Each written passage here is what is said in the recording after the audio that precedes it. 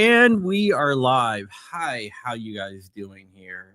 My name is John Crump, and this is John Crump News, where we talk about two-way news all the time. And we have some news for you today. I don't know if anybody else is joining me here, but it looks like I might be just running solo here. But yes, uh, hold on. Let's see. Maybe this is what I'm waiting for. Interesting. Okay, so there's other breaking news here. I'll get to that later. But the breaking news I want to talk about right now is reconciliation failed on the floor of the House. Reconciliation is where the HPA was in. And the reason why it failed, and Andrew Clyde, who's a great guy, stood up and he gave this big speech about why do we need to pay a $200 tax stamp on a $400 gun? Also, he was upset over suppressors not being removed from the NFA, and some other Republicans have taken a similar stance. That is a good thing because now they're going to have to reevaluate their stance on the HPA and also the Short Act. If you don't know, the Short Act was not included in the reconciliation package, but without the Short Act being included in the reconciliation package, and Crump, straight out of the Crump plantation in Williamsburg. Yeah, probably mine. Um, history. But without the Short Act being in reconciliation and the removal of suppressors in reconciliation, it's not going to move past the House. So they're going to reconvene on Sunday. On Sunday, they will discuss the fact that they're not in there and the fact that unless they don't have those in there, it's not going to pass the House. So I have a feeling on Sunday we're going to see suppressors be removed from the NFA according to reconciliation package and the Short Act going into the reconciliation package, which would be a fantastic move. Can't say that for sure, but it sure as hell looks like that's going to have to happen before this bill, the big beautiful bill as Trump called it, gets out of the House. This is something that is because of all of you guys. Everyone who is in this channel that called, I'm frozen up. I don't think I'm frozen up. I think you're frozen up. Everyone who's called and put pressure on these guys has led to this point. Because right now, because of the reconciliation, it looks like lost audio. Hold on. Really? Hello, hello, hello. I don't think I've lost audio. I still have audio going through on my end. Okay. So because of all you guys, they aren't going to they aren't going to pass it without those things in there.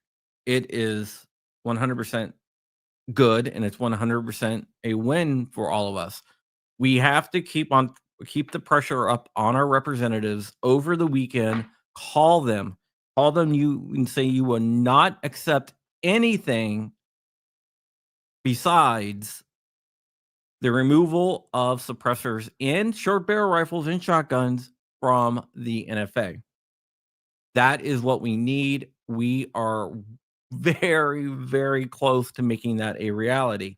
And if that comes through, it's going to be a freaking awesome thing. Let's see. I might have some breaking news here as well. So just give me a second. This is from Jordan Vinro. So just bear with me for a second. I want to check it out here.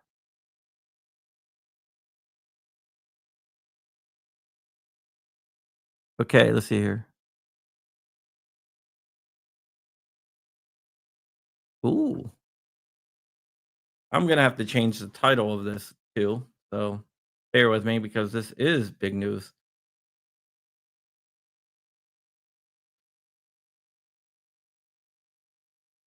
Because we have a victory on FRTs as well.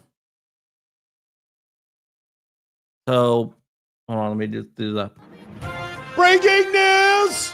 Breaking news! Thank you, Jordan, for providing this. Jordan Venero, if you don't know, is from Gideon, is from Gideon Optics, and it's a great guy. So let's go ahead. Let's go ahead and read this. I'm going to share it here.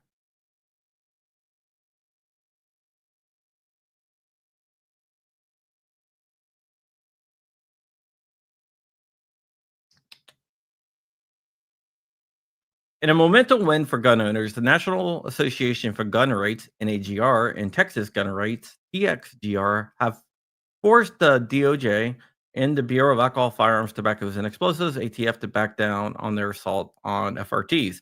As part of the settlement agreement signed on Friday under the new administration, the DOJ and ATF have agreed to drop all ongoing lawsuits and return all seized in FRT triggers and pledge to keep their hands off FRTs in the future as long as they meet the legal definition upheld in the summary judgment ruling issued by the federal court, Judge Reed O'Connor and NAJR versus Garland last summer.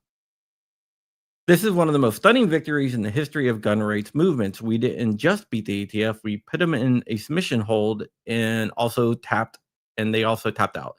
Said Dudley Brown, president of National Association for Gun Rights. This decision marks a new era of holding the DOJ and ATF accountable when they trample on the rights of law-abiding gun owners. We made them give back what they took, and that's a precedent that they never will forget.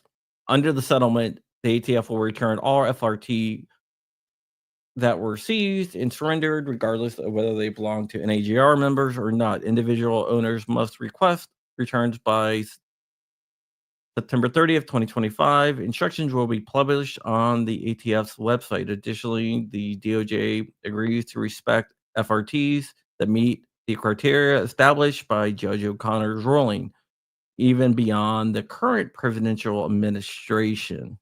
That's a good thing. So this is a victory here. And so, yeah, that is 100% awesome. And now it's another victory, right? So crazy, right?